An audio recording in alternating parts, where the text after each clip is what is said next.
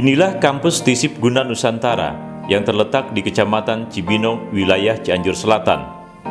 Kampus ini menjadi bukti perjuangan tak kenal lelah dari seorang putra daerah Cianjur Selatan, Dr. Rahmat, dalam upaya memfasilitasi masyarakat Cianjur Selatan khususnya untuk bisa mengenyam pendidikan tinggi di wilayah Cianjur Selatan.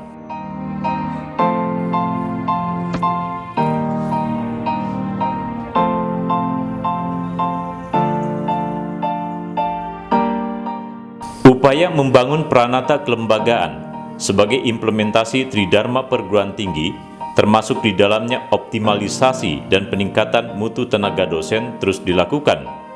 Dengan satu harapan, kualitas pendidikan di Stisip Guna Nusantara bisa terus meningkat dari tahun ke tahun. Visi dan misi yang dipertegas oleh Stisip Guna Nusantara itu yang pertama menjadikan sekolah tinggi ilmu sosial dan ilmu politik yang unggul dan berubah status di 2023 menjadi universitas. Terus berikutnya menjadikan program studi yang ada menjadi program studi yang unggul baik tingkat nasional maupun internasional. Nah, untuk pembinaan para dosen, alhamdulillah sekarang ini sudah lebih daripada mencukupi yang disyaratkan oleh pemerintah. Seperti prodi ilmu pemerintahan sudah memiliki dosen tetap itu 18 dengan rata-rata rasio itu sudah pas 1:45. Nah, untuk ilmu komunikasi sekarang ini masih merangkak-rangkak mengingat keterbatasan tenaga dosen. Jadi hanya memiliki dosen tetapnya 3, sementara ketentuan pemerintah kan harusnya 5. Nah, itu.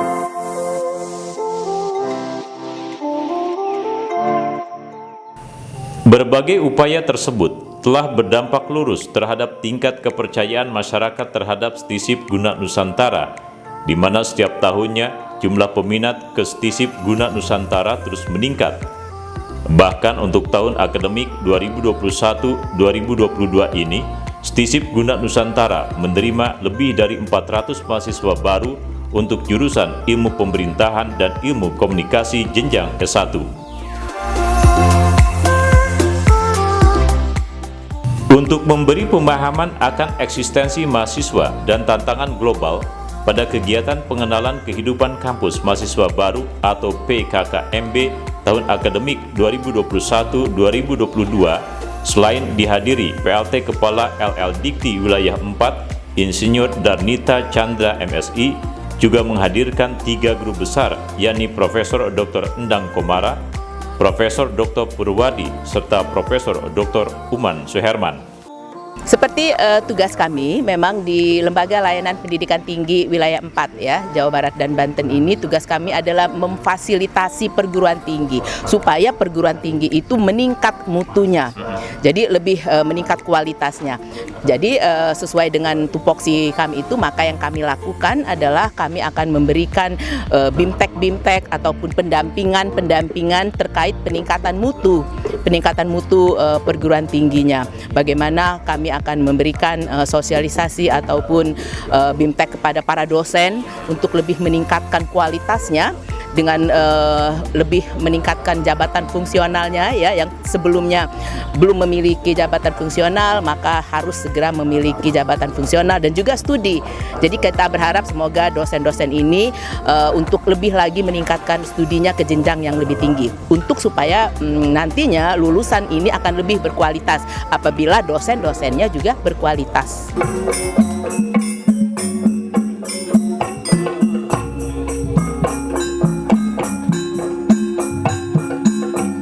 Alhamdulillah sadayana anu miring ngabagya kemparan tos dugi rupina kalayan dipiring ku Catri Sumangga kasadayana rombongan anu dipupuhuan.